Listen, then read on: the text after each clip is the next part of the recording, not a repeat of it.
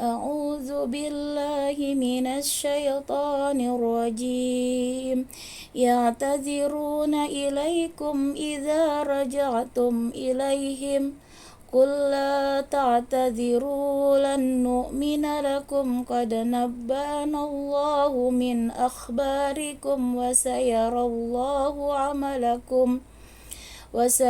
الله عملكم ورسوله ثم تردون إلى عالم الغيب والشهادة فينبئكم بما كنتم تعملون.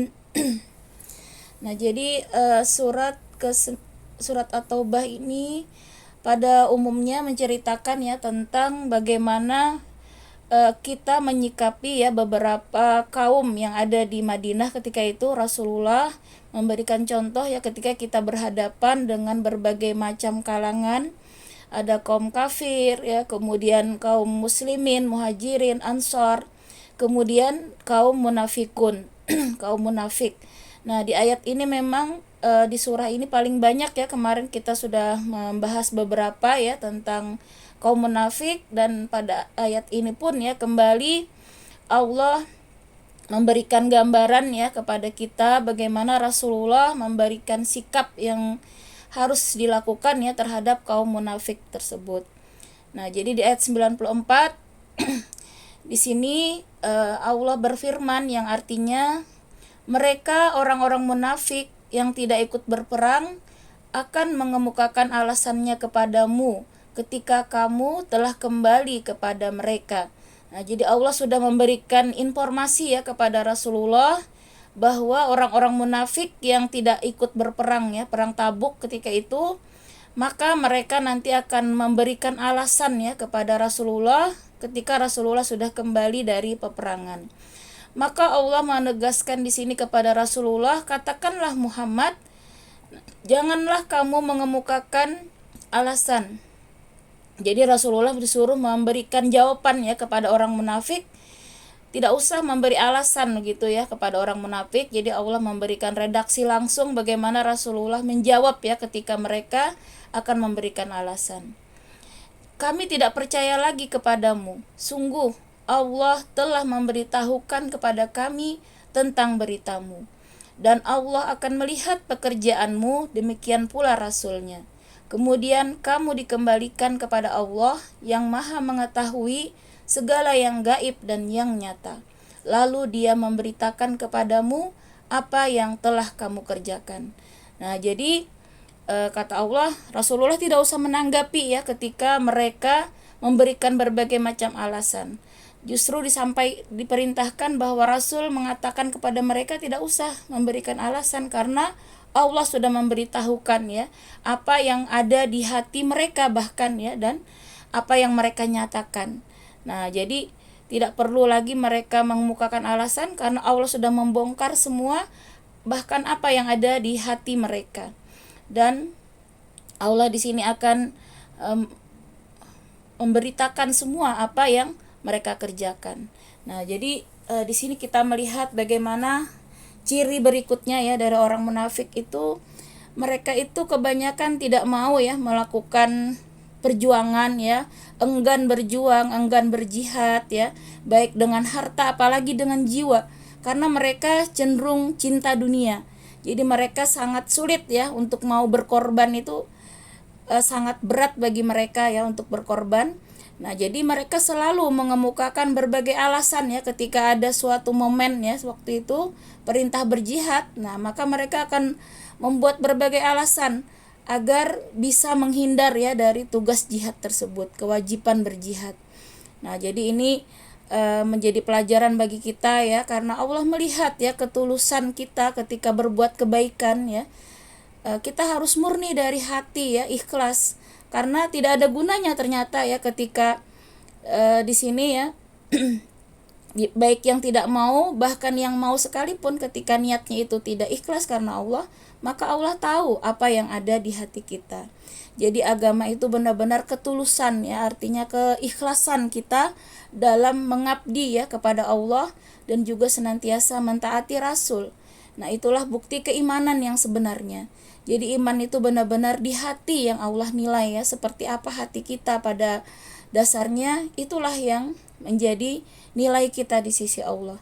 Adapun yang di luar ya, maka Allah tahu persis apakah sama yang di luar dari apa yang kita kerjakan dengan yang ada di hati. Tidak ada yang bisa ditutupi di sisi Allah dan juga di sisi Rasul, karena Rasulullah juga mendapat ya informasi dari Allah langsung.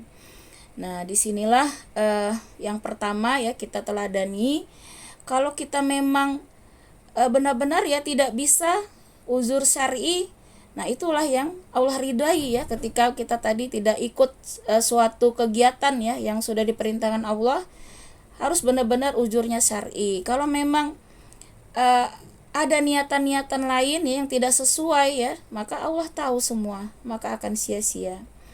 Nah, itu yang pertama ya, sifat-sifat orang munafik ini enggan ya untuk berkorban ya, enggan untuk melakukan kebaikan. Mereka cenderung mementingkan dirinya sendiri ya, kebahagiaan dunianya sendiri. Nah, tidak terlalu peduli ya dengan lingkungan, apalagi dengan perintah Allah dan Rasul, itu cenderung mereka abaikan. Yang mereka tuju adalah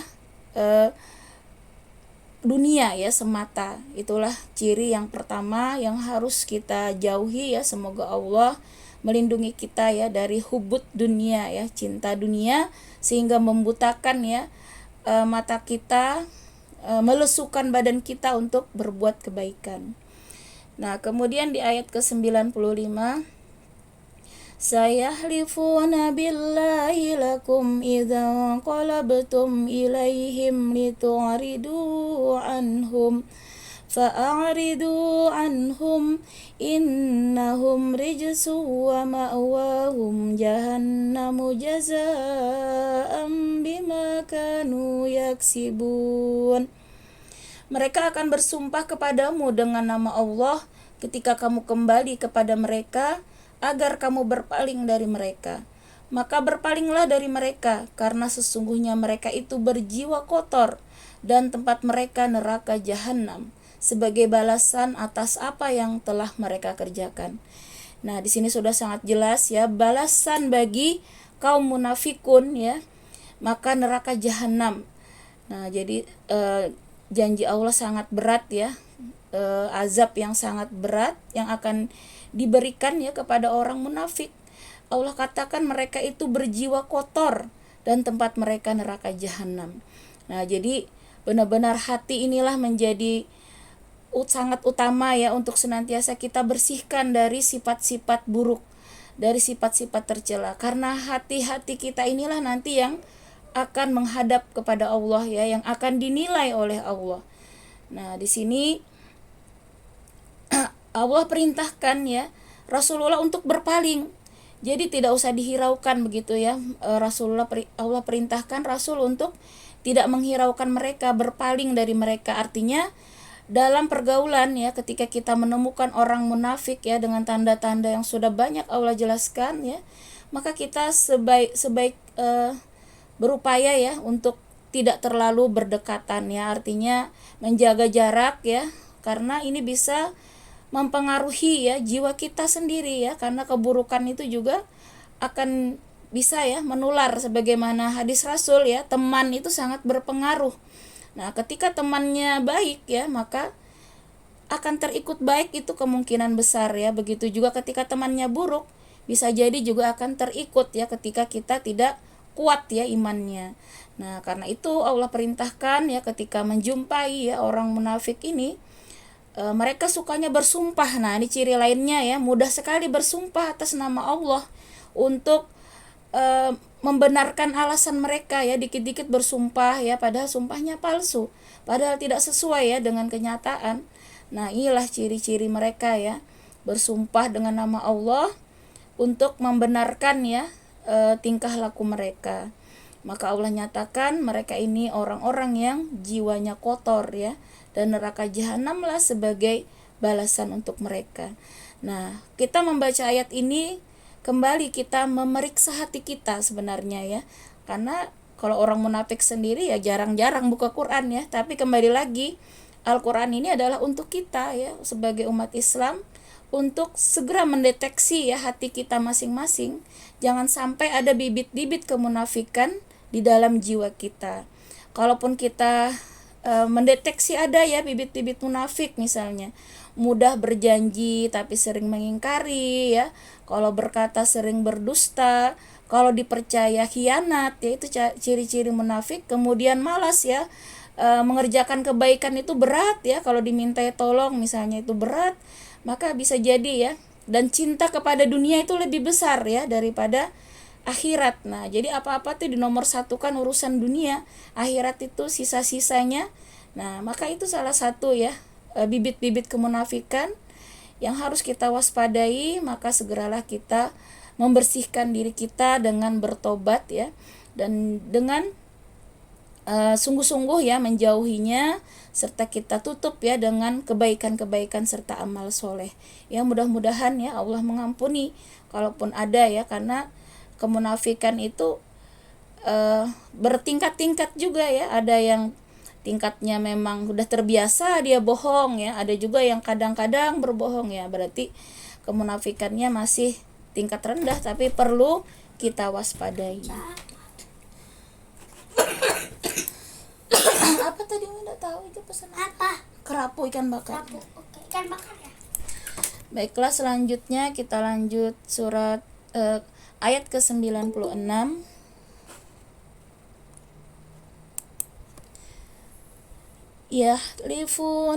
Yahlifuna lakum litardau anhum فَإِن تَرْضَوْا عَنْهُمْ فَإِنَّ اللَّهَ لَا يَرْضَى عَنِ الْقَوْمِ الْفَاسِقِينَ. Mereka akan bersumpah kepadamu agar kamu bersedia menerima mereka. Tetapi sekalipun kamu menerima mereka, Allah tidak akan ridho kepada orang-orang yang fasik. Nah, jadi kaum munafikun tadi ya, kaum yang suka berbuat fasik, berbuat kemaksiatan ya, maka ciri-ciri mereka selanjutnya itu tadi ya, segala cara bersumpah ya di hadapan Rasulullah akan berbagai alasan ya agar Rasul menerima alasan mereka. Tapi kata Allah, sekalipun ya Rasulullah menerima alasan mereka, Allah tetap tidak akan ridho kepada orang-orang yang fasik ya, kaum munafik tadi. Jadi ya kalau memang mereka minta maaf misalnya ya kepada kita ya, ada teman nih misalnya suka ya itu tadi ya dengan ciri-ciri munafik tadi, suka berdusta, kemudian tidak amanah ya, ketika dipercaya khianat, berjanji sering ingkar, kemudian lebih cenderung tadi ya cinta kepada dunia, dan justru ya alergi terhadap akhirat ya, diajak yang ngaji seperti itu ya malas, ada saja berbagai alasan ya. Maka ya sudah ya, kalaupun mereka memberikan alasan segala macam, walaupun kita terima ya, tapi Allah yang tidak akan ridho terhadap mereka. Nah itulah selanjutnya ya, bagaimana sikap yang harus kita lakukan ya terhadap kaum munafik ini. Jadi kita tidak usah terlalu membuang energi ya, kalau memang kita sudah mengajak ya tapi mereka tetap tidak mau, maka itu urusan mereka dengan Allah artinya. Karena tugas kita ya sebagai sesama muslim, kita hanya memberikan petunjuk ya, jalan, mengajak, perkara mereka mau mengikuti kebaikan ataupun tidak, maka itu urusannya nanti dengan Allah. Nah jadi perintah Allah itu cukuplah kita memberi nasihat, menyampaikan kebaikan ya, perkara mereka mau melaksanakan atau tidak ya kita tidak bisa ya menguasai hati mereka, maka serahkanlah kepada Allah.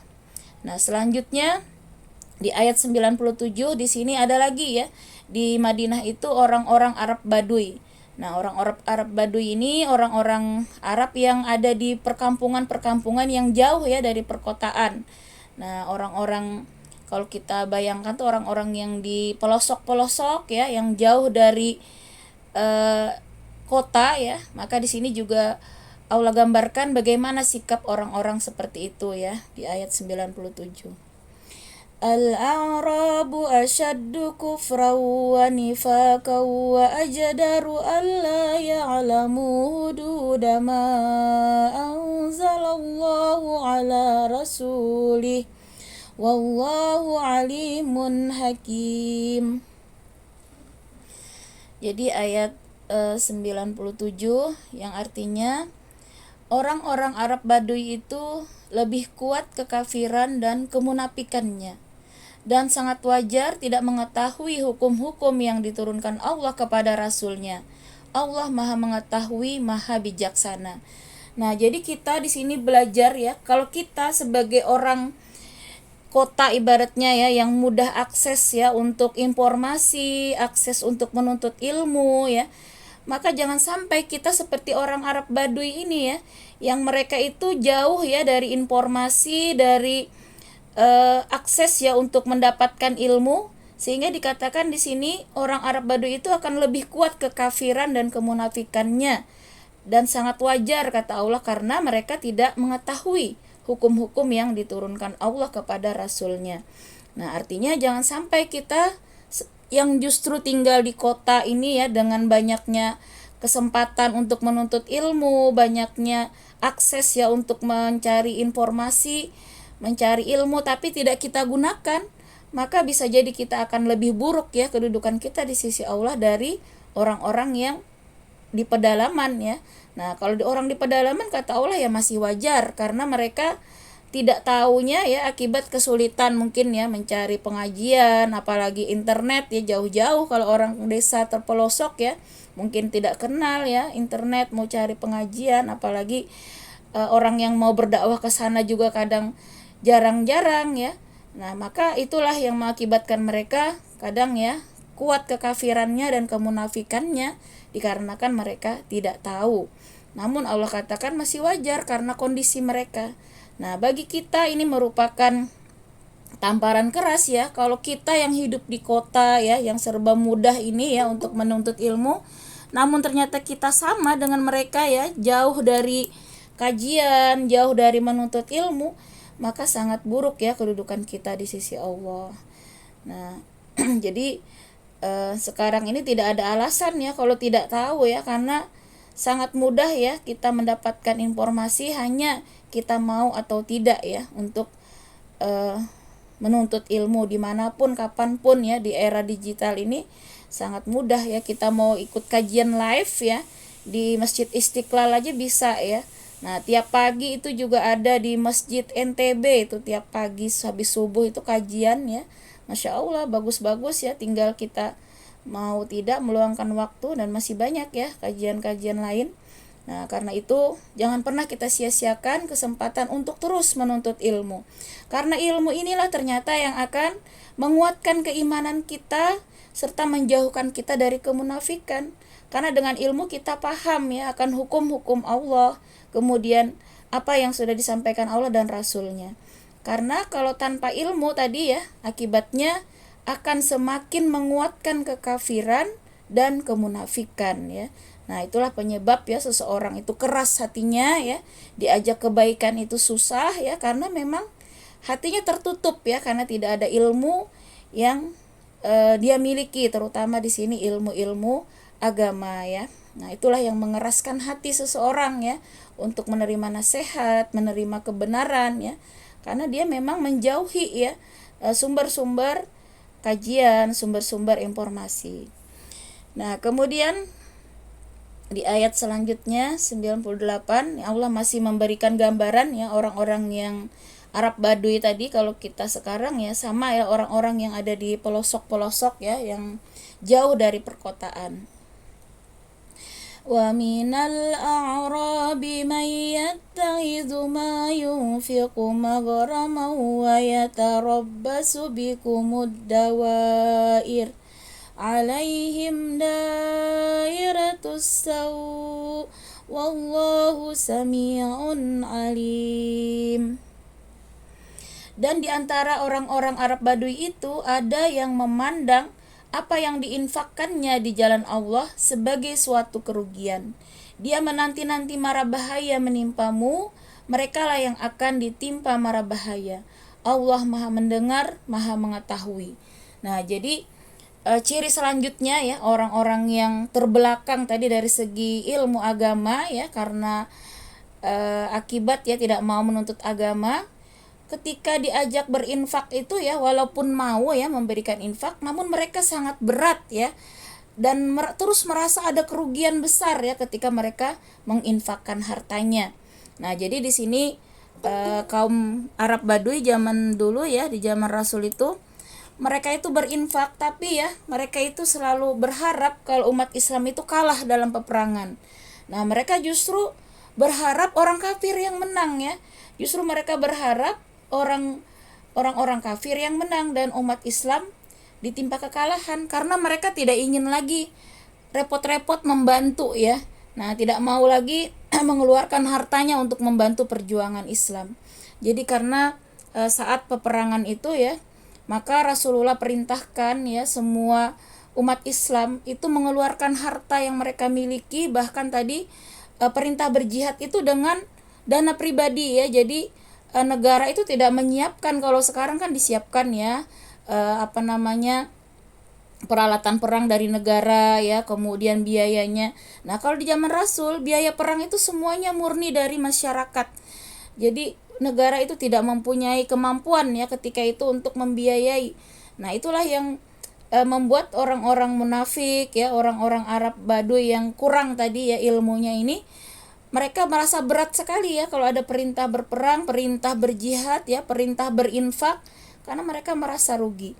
Maka mereka doakan mudahan aja umat Islam itu kalah gitu ya, supaya mereka tidak lagi dimintai infak, tidak lagi dimintai untuk berjuang. Nah, itulah orang-orang ya yang tentunya menjadi gambaran bagi kita agar jangan sampai ya ada di hati kita ya justru senang kalau melihat umat Islam itu mengalami kekalahan, justru mendukung orang-orang yang jelas-jelas tadi dimurkai Allah ya. Ciri-ciri orang yang dimurkai Allah sudah sangat jelas tadi ya, ketika ada bibit-bibit kemunafikan ya, kemaksiatan, kefasikan ya.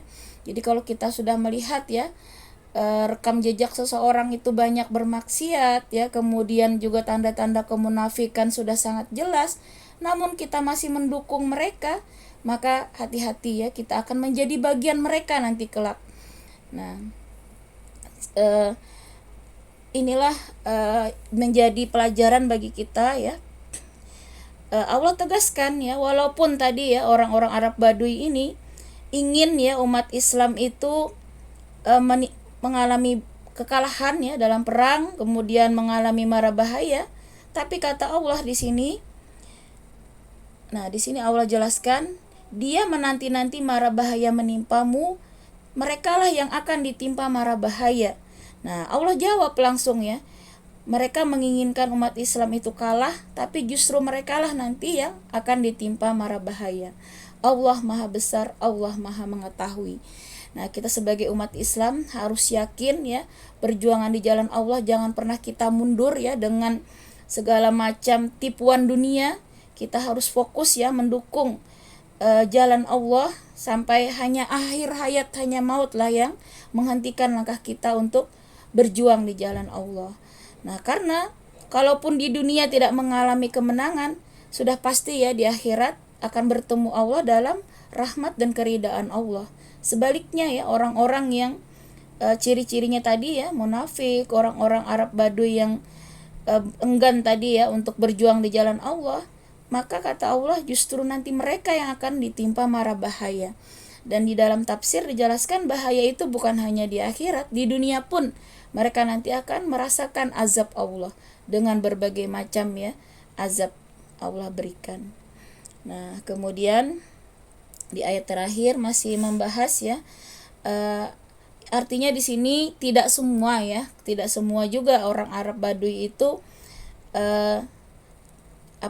munafik, tidak beriman. Ada juga yang baik ya, artinya kita tidak mengeneralisir ya semua orang itu. Ada juga yang baik, maka di sini diperlakukanlah secara proporsional ya, artinya sesuai ya. Kalau memang dia baik ya, artinya ya tetaplah kita perlakukan dengan baik ya. Kalau memang kelihatan tadi tanda-tanda kejahatannya, itulah yang harus kita waspadai. Nah, di ayat 99 ini Allah menegaskan ya, ada beberapa yang memang masih baik lah ya di antara orang Arab Baduy. Di sini kita baca lagi. Wa minal a'rabi man yu'minu billahi wal yawmil akhir wa yattakhidhu ma yunfiqu qurbatin 'indallah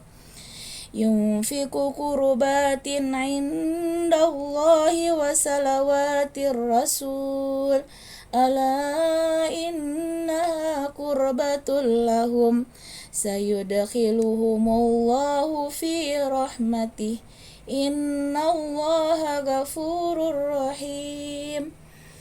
Dan di antara orang-orang Arab Baduy itu ada yang beriman kepada Allah dan hari kemudian, dan memandang apa yang diinfakkannya di jalan Allah sebagai jalan mendekatkan diri kepada Allah dan sebagai jalan untuk memperoleh doa Rasul. Ketahuilah sesungguhnya infak itu suatu jalan bagi mereka untuk mendekatkan diri kepada Allah. Kelak Allah akan memasukkan mereka ke dalam rahmat surganya. Sesungguhnya Allah Maha Pengampun, Maha Penyayang. Nah, jadi di antara ya kaum munafik ya, kemudian Arab Baduy tadi yang tidak mau berjihad ya, tapi mereka akhirnya bertobat ya, dan ada juga yang baik di sini Allah terangkan ya, mereka itu berinfak dengan infaknya ikhlas ya, artinya infaknya itu memang niatnya untuk mendekatkan diri kepada Allah dan juga untuk memperoleh doa Rasul, maka infak itu Allah terima ya, dan itu adalah jalan untuk mendekatkan diri kepada Allah. Maka janji Allah kepada orang yang mau bertobat ya, yang sungguh-sungguh ikhlas berjuang di jalan Allah, maka kelak Allah akan memasukkan mereka ke dalam rahmat atau surganya. Sesungguhnya Allah Maha Pengampun, Maha Penyayang. Nah, jadi di antara orang-orang yang tidak mau berjuang ketika itu ya, kata Allah, ya sudah, nanti dilihat saja ya Rasul, perhatikan saja orang-orang itu. Kalau memang dia nanti bertobat, mau sungguh-sungguh ya kembali ke jalan Allah, ya itu Allah akan terima ya tobat mereka. Allah akan terima infak mereka ya, kemudian kembalinya mereka ke jalan Allah. Dan sebaliknya orang-orang yang tetap ya jauh dari Allah, yaitu urusan dia ya dengan Allah. Maka inilah ya salah satu cara atau sikap kita ya menghadapi berbagai macam jenis manusia ya. Saat ini kita melihat ya, baik perorangan, berkelompok ya, kalau ada tanda-tanda ya seperti Allah sebutkan tadi, kemunafikan, dan terkhusus ya diri kita sendiri. Ini menjadi cara kita juga untuk mendeteksi ya hati kita masing-masing. Jangan sampai kita tergolong ya menjadi orang-orang yang munafik ya, orang-orang yang cinta dunia ya. Jadi orang munafik ini memang lebih cenderung ya, tadi ya ciri-cirinya cinta ya, lebih cinta kepada dunia, kemudian enggan ya berjuang di jalan Allah, enggan berjihad ya. Kalaupun diajak berjihad, diajak berjuang, diajak kebaikan, itu sering buat alasan ya, bahkan bersumpah ya dengan nama Allah. Nah, demikian ya tadabbur kita pada hari ini. Semoga ini menjadi penguat kita ya untuk terus istiqomah di jalan Allah, karena dengan Al-Qur'an inilah ya Allah akan menguatkan ya kita ya di akhir zaman ini, di mana zaman ini memang sudah sangat jauh ya tergerus ya keimanan, akhlak ya, sudah banyak kehancuran. Maka kata Allah, yang bisa selamat itu adalah orang-orang yang tetap berpegang teguh kepada Al-Qur'an dan Sunnah. Karena itu jangan pernah kita tinggalkan ya, setiap hari kita minimal satu lah kita tadaburi ya, satu ayat kita baca terjemahan ya, kita renungi, maka itulah yang akan menjadi pikiran kita ya. Jangan ini pikiran yang justru ya, walaupun hanya semenit 2 menit ya, ketika kita memikirkan ayat-ayat Allah, itu pahalanya bahkan ya sama dengan ibadah ya, melebihi ibadah 60-70 tahun. Masya Allah. Jadi berpikir ya tentang ayat-ayat Allah, baik ayat-ayat kauniyah maupun kauliyah. Nah, ayat kauniyah itu apa yang ada terbentang di alam ini ya. Kita melihat kejadian apapun, berita apapun, kita kembalikan lagi kepada Allah. Nah, kita kembalikan bagaimana Islam memandang ya, pertimbangannya itu dengan ayat-ayat Al-Qur'an, dengan hadis Rasul, maka itu ibadah yang sangat tinggi nilainya di sisi Allah. Daripada kita memikirkan hal-hal yang tidak perlu ya. misalnya apa itu berita infotainment ya untuk kehidupan selebriti dan lain-lain, justru bisa jadi ya mengundang dosa ya. Nah, itu tidak ada gunanya. Lebih baik kita atur betul ya waktu kita ini, mumpung kita masih diberikan Allah kesehatan ya, diberikan waktu, kemudian alhamdulillah ya kita masih diberikan keamanan, diberikan kemudahan dalam ibadah, maka bentuk syukur kita gunakanlah ya waktu kita, waktu sehat kita, usia kita ini untuk terus ya mengisi menit per menit, detik per detik kita dengan amal-amal soleh. Kalau kita sudah capek baca Quran, berzikir ya, ganti lagi kemudian sholat sunnah ya, masih banyak ya, sedekah. Nah, terkhusus ini ya, jangan pernah kita lupakan di akhir-akhir sholat kita senantiasa berdoa, Allahumma barik lana fi Rajab wa Sa'ban wa balikna Ramadan. Itu yang sangat disunahkan ya, menjelang bulan Ramadan ini kita baca terus ya, minimal setiap akhir sholat. Mudah-mudahan Allah memberkahi kita ya pada bulan Rajab, Sa'ban, dan mudah-mudahan Allah mempertemukan kita dengan bulan Ramadan. Karena itu ini bulan peningkatan ya, teruslah kita tingkatkan amal soleh kita sehingga kita bertemu Ramadan nanti mudah-mudahan bisa secara maksimal ya untuk mengisi dengan amal-amal soleh. Demikian ibu-ibu rahimakumullah materi tadabbur kita pada hari ini. Silakan kalau ada yang